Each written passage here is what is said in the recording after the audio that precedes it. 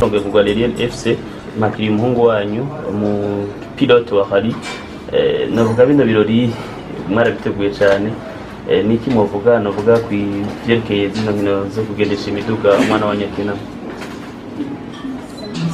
jambo rero cyaranejeje cyane kuko ni sport yatanguye kuva akiri umwana igihe cyose nari inyuma yiwe kugeza igihe kizantu ndacyamuri inyuma icyo cyatumye mvuga nti amaze igihe tutabonana kandi atazanga hakubiragari kugeza yuko namakira nawe ikamunezereza. Yego afise team y'abafana biwe baje kumwakira barenga 30 ntimwatangaye mbonye afise abafana bambaye imyambaro yiwe intangaza kuko afise abafana benshi kandi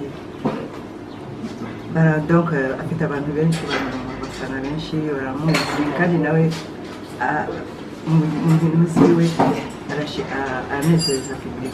Kuva muri 1985 akina hari n'ubu aheruka gutahukana hari yo mu Rwanda mukibona kuri internet mwavyakire gute? Byaranejereje cyane kubera yuko naranigeze no kumubaza ndetse kubera uko umaze kuba ukura uracyafite reflexe nk'iyo ufise nange ati nta cyahindutse ndi wawo twibutse uri umumama uramuzi akiri uruhinja yatanga ivyo kunyonga umuduga afite imyaka ingahe?